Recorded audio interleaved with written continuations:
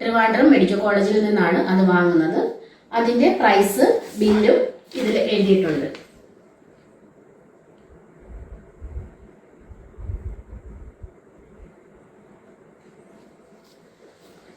പിന്നെ രേണുവിന് കീമോ കൊടുക്കുന്നത് കാർബോപ്ലാറ്റിൻ എന്ന മെഡിസിനാണ്. അത് കൊടുക്കുന്നതിന് മുൻപായിട്ട് ഈ ഫെസ്കോ ഈ ഒരു ഇഞ്ചക്ഷൻ കൊടുക്കുന്നു, ഈ ആന്റിബോഡി ഇഞ്ചക്ഷൻ കൊടുക്കുന്നു. ഈ ഇഞ്ചക്ഷന്റെ കാര്യമാണ് രേണു പറഞ്ഞത് 2 ലക്ഷത്തി സംതിങ് ആണ് ഇതിന്റെ വിലയെന്ന്. ഇത് രേണുവിന് മൊത്തം പറഞ്ഞേക്കുന്നത് 6 കീമോയാണ്. 6 കീമോ കഴിയുമ്പോൾ സർജറി. ഈ 6 കീമോയ്ക്കും ഈ കീമോ ചെയ്യുന്നതിനോടൊപ്പം ഈ ഒരു ഇഞ്ചക്ഷനും എടുക്കുന്നുണ്ട്. ഈ ഒരു 2 ലക്ഷത്തി സംതിങ് രൂപയുടെ ഈ ഒരു മെഡിസിൻ ഇത് വെറും ഫ്രീയായിട്ട്, ഞാൻ ഇപ്പോഴും അതാ നിങ്ങളോട് ചോദിക്കുന്നത്, ഈ ഒരു മെഡിസിൻ ആണോ നിങ്ങൾ ഉദ്ദേശിച്ചത്? ഇതാണെങ്കിൽ ഇത് 5000 രൂപയ്ക്ക് കിട്ടുന്നുണ്ടെങ്കിൽ ദയവായിട്ട് അത് ഞങ്ങൾക്കൊന്നാ കിട്ടുന്ന സ്ഥലം നിങ്ങളൊന്ന് പറഞ്ഞു തരിക. എന്റെ അനിയത്തിക്ക് വേണ്ടി ഞാൻ അത് എന്റെ ഒരു അപേക്ഷയാണ്. ഇതിപ്പോ ഞാൻ മരിക്കാൻ വേണ്ടി തന്നെ ആഗ്രഹിക്കുന്ന കുറച്ച് പേരും ഈ ഒരു ബ്ലോഗേഴ്സിലുണ്ടെന്നാണ് എനിക്ക് തോന്നുന്നത്. ഞാൻ അവർക്കൊന്നും ഒരു ദ്രോഹം ചെയ്തില്ല. നിങ്ങൾ ആരും എനിക്ക് ഒരു ഉപകാരവും ചെയ്യണ്ട, നിങ്ങൾ ഉപദ്രവിക്കാതിരുന്നാൽ മതി. ഞാൻ എങ്ങനെയും മരുന്നുമായിട്ട് ഞാൻ ജീവിച്ചു പോട്ടെ. അതിനകത്ത് ഓരോ ക്യാൻസർ പേഷ്യൻസ് വിളിച്ച് സംസാരിക്കുന്നതിന്റെ വോയിസ് റെക്കോർഡ്സുകളൊക്കെ കിടക്കുന്നുണ്ട്. എനിക്ക് അത്രേ ആയുള്ളൂ, അവക്കതായില്ല, എന്റെ ക്യാൻസറിന് ഇങ്ങനെയായിരുന്നു, എന്റെ ക്യാൻസറിന് കീമോ ചെയ്തപ്പോൾ ഞാൻ ഇത്ര രൂപയായുള്ളൂ. അത് പറയുന്നവരോട് എനിക്കൊരു കാര്യം പറയാനുള്ളത്, ഈ ക്യാൻസർ എന്ന് പറയുന്നത് അത് പല ടൈപ്സ് ഉണ്ട്, പല സ്റ്റേജസ് ഉണ്ട്. രേണുവിന്റെ ക്യാൻസർ, ബ്രസ്റ്റ് ക്യാൻസർ, അതിൽ HER2 പോസിറ്റീവ് ആണ് കാണിക്കുന്നത്. അപ്പൊ HER2 പോസിറ്റീവിന് അത് അതിതീവ്രമായിട്ട് സ്പ്രെഡ് ആയിക്കൊണ്ടിരിക്കുന്ന ക്യാൻസർ ആണ്. അത് അതിപ്രസരമുള്ള ഒരു ക്യാൻസറുമാണ്. അപ്പൊ അതില് നമ്മൾ നൂതനമായ ചികിത്സാ രീതികൾ കണ്ടുപിടിച്ചിട്ടുണ്ട്, ടാർഗറ്റഡ് തെറാപ്പി. ആ ടാർഗറ്റഡ് തെറാപ്പിയിൽ ഉള്ള ഒരു ഇഞ്ചക്ഷൻ ആണ് ഫെസ്കോ 600 mg. എന്റെ മെഡിസിനെ പറ്റിയുള്ള വിവാദങ്ങളൊക്കെ ഇപ്പൊ നടന്നുകൊണ്ടിരിക്കുകയാണ് ഞാൻ അറിഞ്ഞു. എനിക്ക് ഫോൺ തരാത്തതുകൊണ്ട് ഞാൻ ഇതൊന്നും അറിയുന്നില്ല. ഡോക്ടേഴ്സ് പറഞ്ഞിട്ടുണ്ട് വിവാദമൊന്നും കേൾക്കരുതെന്നും. അത് എന്റെ രോഗത്തിന്റെ ട്രീറ്റ്മെന്റിനെ ബാധിക്കുമെന്ന് പറഞ്ഞുകൊണ്ട് എന്റെ വീട്ടുകാർ എനിക്കിപ്പോൾ ഫോൺ തരാറില്ല.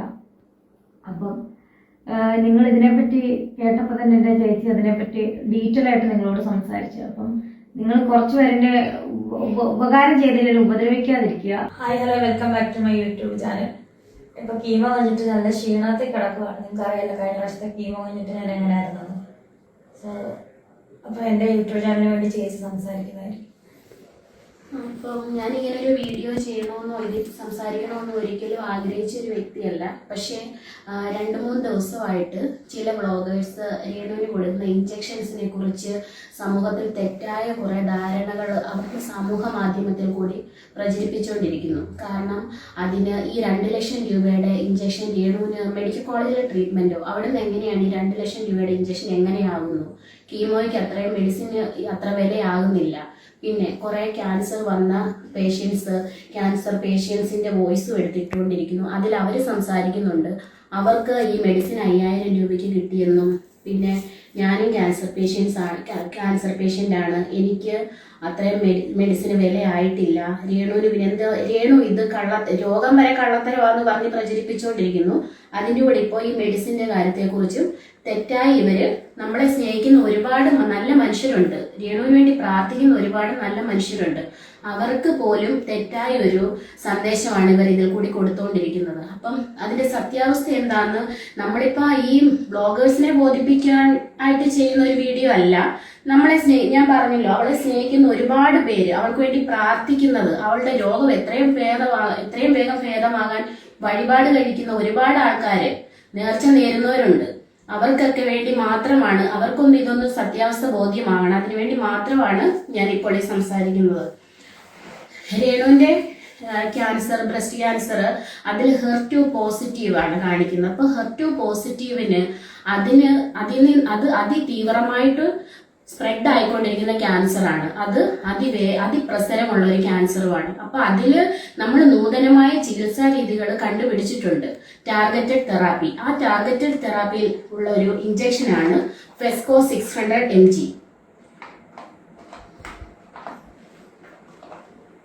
ഈ ഒരു ഇഞ്ചക്ഷൻ ആണ്. കാരണം ഇത് ഓരോ കീമോ ചെയ്യുമ്പോഴും കീമോയ്ക്ക് മുൻപായിട്ട് ഈ ഒരു ഇഞ്ചക്ഷൻ നമ്മൾ കൊടുക്കുന്നുണ്ട്. ആ ഇഞ്ചക്ഷൻ നമ്മളത് വാങ്ങുന്നത് ട്രിവാൻഡ്രം മെഡിക്കൽ കോളേജിൽ നിന്നാണ് അത് വാങ്ങുന്നത്.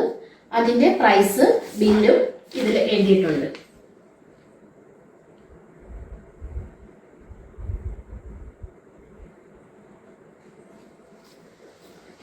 പിന്നെ രേണുവിന് കീമോ കൊടുക്കുന്നത് കാർബോപ്ലാറ്റിൻ എന്ന മെഡിസിനാണ്. അത് കൊടുക്കുന്നതിന് മുൻപായിട്ട് ഈ ഫെസ്കോ ഈ ഒരു ഇഞ്ചക്ഷൻ കൊടുക്കുന്നു, ഈ ആന്റിബോഡി ഇഞ്ചക്ഷൻ കൊടുക്കുന്നു. ഈ ഇഞ്ചക്ഷന്റെ കാര്യമാണ് രേണു പറഞ്ഞത് 2 ലക്ഷത്തി സംതിങ് ആണ് ഇതിന്റെ വിലയെന്ന്. ഇത് രേണുവിന് മൊത്തം പറഞ്ഞേക്കുന്നത് 6 കീമോയാണ്. 6 കീമോ കഴിയുമ്പോൾ സർജറി. ഈ 6 കീമോയ്ക്കും ഈ കീമോ ചെയ്യുന്നതിനോടൊപ്പം ഈ ഒരു ഇഞ്ചക്ഷനും എടുക്കുന്നുണ്ട്. അപ്പം അതിനകത്ത് ഇന്നും അവര് പറയുന്ന കേട്ടു ഈ ഇഞ്ചക്ഷൻ 5000 രൂപയ്ക്ക് കിട്ടുമെന്ന്. എവിടാണ് ഈ 5000 രൂപയ്ക്ക് ഇഞ്ചക്ഷൻ കിട്ടുമെന്ന് അതൊന്ന് അറിയിക്കുമായിരുന്നെങ്കിൽ ഞങ്ങൾക്ക് അത് ഏറ്റവും വലിയൊരു ഉപകാരമായിരിക്കും. ഈ ഒരു ഇഞ്ചക്ഷൻ 5000 രൂപയ്ക്ക് കിട്ടുവാണെന്നുണ്ടെങ്കിൽ അത് ഞങ്ങൾക്ക് ഏറ്റവും വലിയ ഉപകാരമായിരിക്കും. പിന്നെ അതിനകത്ത് ഓരോ ക്യാൻസർ പേഷ്യൻസ് വിളിച്ച് സംസാരിക്കുന്നതിന്റെ വോയിസ് റെക്കോർഡ്സുകളൊക്കെ കിടക്കുന്നുണ്ട്. എനിക്ക് അത്രേ ആയുള്ളൂ, അവക്കതായില്ല, എന്റെ ക്യാൻസറിന് ഇങ്ങനെയായിരുന്നു, എന്റെ ക്യാൻസറിന് കീമോ ചെയ്തപ്പോൾ ഞങ്ങൾക്ക് ഇത്ര രൂപയായുള്ളൂ. അത് പറയുന്നവരോട് എനിക്കൊരു കാര്യം പറയാനുള്ളത്, ഈ ക്യാൻസർ എന്ന് പറയുന്നത് അത് പല ടൈപ്സ് ഉണ്ട്, പല സ്റ്റേജസ് ഉണ്ട്, അതിന്റെ ട്രീറ്റ്മെന്റ് പല ടൈപ്പാണ്. ഇപ്പൊ HER2 പോസിറ്റീവ് ആയതുകൊണ്ട് മാത്രമാണ് ഈ ഒരു ആന്റിബോഡി ടാർഗറ്റ് തെറാപ്പി ഇവക്ക് കൊടുക്കേണ്ട വരുന്നത്. ഈ HER2 പോസിറ്റീവ് അല്ലാതെ HER2 നെഗറ്റീവ് ആയ ഒരു ക്യാൻസർ പേഷ്യന്റ് ആണെങ്കിൽ അവർക്ക് ഈ കീമോയുടെ മാത്രം ആവശ്യമുള്ളൂ. വീണ്ടും ഞാൻ നിങ്ങളോട് പറയുന്നു, ഈ മെഡിസിൻ ഇതാണ്. നിങ്ങൾ പറയുന്നുണ്ട് കീമോ, ഇതാണ് രേണുവിന് എടുക്കുന്ന കീമോ മെഡിസിൻ. ഇതിന്റെ വില അതേണ്ട നിങ്ങൾ കണ്ടോ, ഇതാണ് കീമോ എടുക്കുന്ന മെഡിസിൻ. ഇത് അതല്ല, ആ മെഡിസിൻ അല്ല. നിങ്ങൾ പറയുന്ന പോലെ പെയിൻ കില്ലറോ രേണു കള്ളത്തരം പറഞ്ഞിട്ടുണ്ടാകുന്ന അങ്ങനെ ഒരു ഇഞ്ചക്ഷൻ അല്ല ഇത്. ഇത് ടാർഗറ്റഡ് തെറാപ്പിക്ക് കൊടുക്കുന്ന ടാർഗറ്റഡ് തെറാപ്പി, അതിനുള്ള ആന്റിബോഡി ഇഞ്ചക്ഷൻ ആണിത്. ഇതിന്റെ വിലയുടെ കാര്യമാണ് രേണു പറഞ്ഞത്. ഇപ്പോഴും നിങ്ങൾക്ക് മനസ്സിലായോ എന്ന് എനിക്ക് അറിയില്ല. പിന്നെ ക്യാൻസർ വരുന്നത് ക്യാൻസർ പേഷ്യൻസ് തന്നെയാണോ അതിൽ വോയിസ് അയച്ചേക്കുന്നതും എനിക്കറിയില്ല.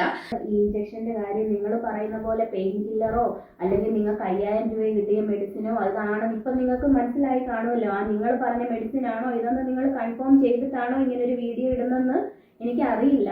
പിന്നെ അതിനകത്ത് കുറെ ക്യാൻസർ പേഷ്യൻസ് ആരൊക്കെയോ അവരുടെ വോയിസ് ഒക്കെ നിങ്ങൾ എടുത്തിട്ടിട്ടുണ്ട്. അതിനകത്ത് ആ വോയിസ് പറയുന്ന ഒരു ആളുണ്ടല്ലോ, ആ ചേച്ചിയോടാണ് എനിക്ക് പറയാനുള്ളത്.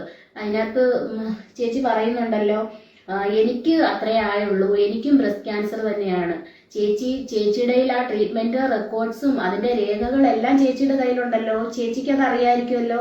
ചേച്ചി അത് വായിച്ചു നോക്കില്ലേ? ചേച്ചിയുടെ വീട്ടിലുള്ളവർക്ക് അത് അറിയാം. ചേച്ചി ഒന്ന് നോക്ക്, അതിൽ ചേച്ചിയുടെ ക്യാൻസർ ഏത് ടൈപ്പാണ്, ഏത് സ്റ്റേജ് ആണ്, അതിൽ HER2 പോസിറ്റീവ് ആണോ അതോ നെഗറ്റീവ് ആണോ?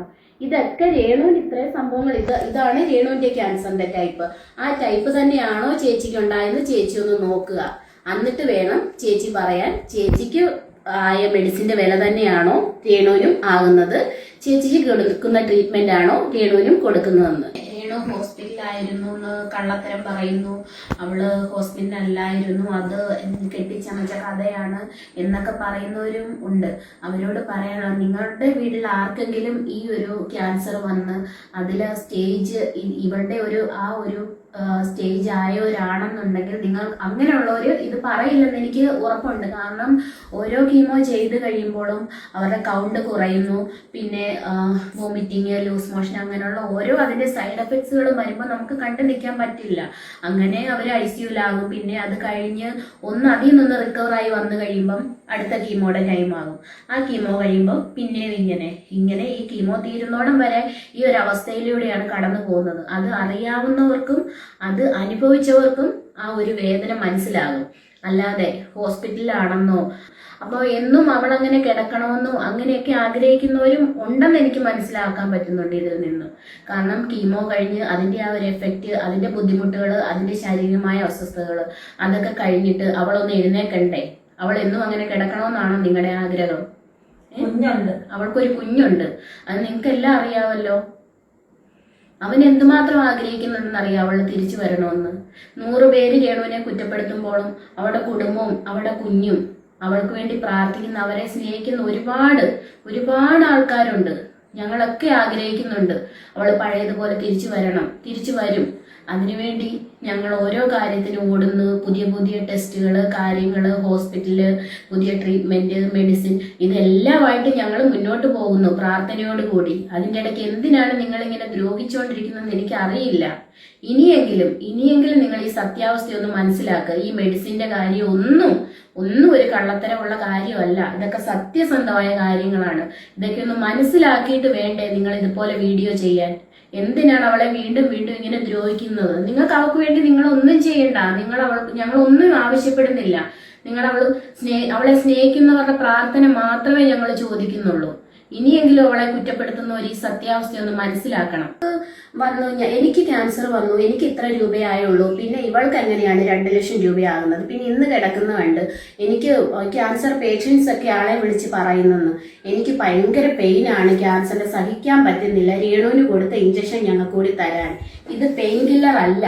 നിങ്ങൾക്ക് വീഡിയോ ചെയ്യണമെങ്കിൽ നിങ്ങൾ വീഡിയോ ചെയ്തോളൂ. പക്ഷെ മെഡിസിന്റെ കാര്യം അതേക്കുറിച്ച് നിങ്ങൾ വ്യക്തമായിട്ട് അറിഞ്ഞിട്ടായിരിക്കണമെന്ന് മാത്രം. പിന്നെ അതിൻ്റെ ഇടയ്ക്ക് കുറച്ച് പേര് വന്ന് കമന്റ്സ്, അത് ഇന്ന് ഞാൻ കണ്ടായിരുന്നു, ആ കമന്റ്സിനകത്ത് കിടക്കുന്നു അവളുടെ തന്തയും തള്ളയും എല്ലാരും കൂടെ ഇറങ്ങി തെണ്ടാൻ പറയാൻ. ഈ പറയുന്ന ഓരോ വ്യക്തികളോട് ഞാനൊരു കാര്യം പറയട്ടെ. ഈ ഒരു സ്റ്റേജിലുള്ള ക്യാൻസർ, ഈ ബ്രസ്റ്റ് ക്യാൻസറിൽ HER2 പോസിറ്റീവായ ടൈപ്പിലുള്ള ഒരു ക്യാൻസർ നിങ്ങളുടെ ആരുടെയും വീടുകളിൽ വരാതിരിക്കട്ടെ. അത് വന്നു കഴിഞ്ഞാൽ ഓരോ കീമോ ചെയ്യുമ്പോഴും ഈ ഒരു ഇഞ്ചക്ഷനും കൂടെ അതിന്റെ കൂടെ എടുക്കേണ്ടതാണ്. അത്യാവശ്യമായിട്ടും അത് എടുക്കേണ്ടതാണ്. അപ്പൊ അതിന് ഓരോന്നിനും ഈ 2 ലക്ഷത്തി സംതിങ് വിലയാകും. ചിലപ്പോൾ 6 കീമോ കഴിഞ്ഞ് സർജറിയും കഴിഞ്ഞ് നമുക്ക് വീണ്ടും ഇത് നെഗറ്റീവ് ആയില്ലെന്നുണ്ടെങ്കിൽ ഇത് തുടർച്ചയായി ഒരു 17 എണ്ണോ എത്ര കീമോ പറഞ്ഞാൽ അതിനനുസരിച്ച് ഇത്രയും വിലയുടെ മെഡിസിൻ ആവശ്യമായിട്ട് വരും.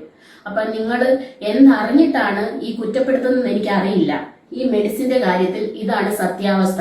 ഇനി ഞങ്ങൾ പറയുന്നതിൽ എന്തെങ്കിലും നിങ്ങളെ ബോധിപ്പിക്കേണ്ട ആവശ്യമില്ല. പക്ഷെ ഞാൻ ഇപ്പോഴും പറയുന്നു, അവളെ സ്നേഹിക്കുന്നവരും അവൾക്ക് വേണ്ടി പ്രാർത്ഥിക്കുന്നവരും അവര് ഈ സത്യം ഒന്ന് മനസ്സിലാക്കണം. ആരുടെയും മുമ്പിൽ അവൾ തെണ്ടാൻ വന്നിട്ടില്ല നിങ്ങൾ പറയുന്ന പോലെ. ഈ ഒരു 2 ലക്ഷത്തി സംതിങ് രൂപയുടെ ഈ ഒരു മെഡിസിൻ, ഇത് വെറും ഫ്രീ ആയിട്ട്, ഞാൻ ഇപ്പോഴും അതാ നിങ്ങളോട് ചോദിക്കുന്നത്, ഈ ഒരു മെഡിസിൻ ആണോ നിങ്ങൾ ഉദ്ദേശിച്ചത്? ഇതാണെങ്കിൽ ഇത് 5000 രൂപയ്ക്ക് കിട്ടുന്നുണ്ടെങ്കിൽ ദയവായിട്ട് അത് ഞങ്ങൾക്കൊന്ന് ആ കിട്ടുന്ന സ്ഥലം നിങ്ങളൊന്ന് പറഞ്ഞു തരിക. എന്റെ അനിയത്തിക്ക് വേണ്ടി അത് എന്റെ ഒരു അപേക്ഷയാണ്.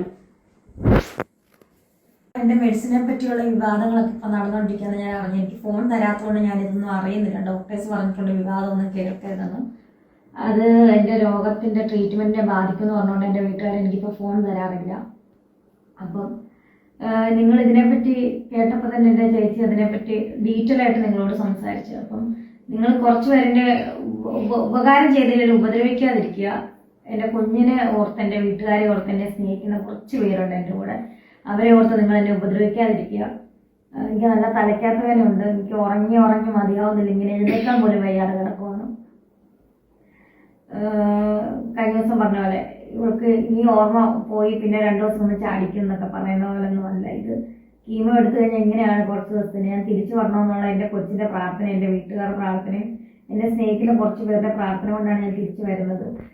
ഇതിപ്പം ഞാൻ മരിക്കാൻ വേണ്ടി തന്നെ ആഗ്രഹിക്കുന്ന കുറച്ച് പേരും ഈ ഒരു ബ്ലോഗേഴ്സിലുണ്ടെന്നാണ് എനിക്ക് തോന്നുന്നത്. ഞാൻ അവർക്കൊന്നും ഒരു ദ്രോഹം ചെയ്തില്ല. നിങ്ങളാരും എനിക്ക് ഒരു ഉപകാരവും ചെയ്യണ്ട. നിങ്ങൾ ഉപദ്രവിക്കാതിരുന്നാൽ മതി. ഞാൻ എങ്ങനെയും മരുന്നുമായിട്ട് ഞാൻ ജീവിച്ചു പോട്ടെ. പിന്നെ എനിക്ക് വേണ്ടി എന്നെ സ്നേഹിക്കുന്ന കുറച്ച് പേരും കൂടെ ഉണ്ട്. അവർ എനിക്കൊന്ന് ഈ വീഡിയോസ് എല്ലാം ഒന്ന് ലൈക്കും ഷെയറും ഒന്ന് എൻ്റെ ചാനൽ ഒന്ന് സബ്സ്ക്രൈബ് ചെയ്താൽ മാത്രം മതി. അങ്ങനെ കിട്ടുന്ന വരുമാനത്തിൽ നിന്ന് എനിക്ക് എന്തായാലും മരുന്നും കാര്യങ്ങളൊക്കെ ആയിട്ട് ഞാൻ പൊക്കോളാം. അപ്പം എൻ്റെ ഇന്നത്തെ വ്ളോഗ് ഇവിടെ അവസാനിച്ചിരിക്കുകയാണ്. ഇനി അടുത്തൊരു വ്ളോഗുമായിട്ട് വീണ്ടും കാണുന്നതിന് വരെ ബൈ.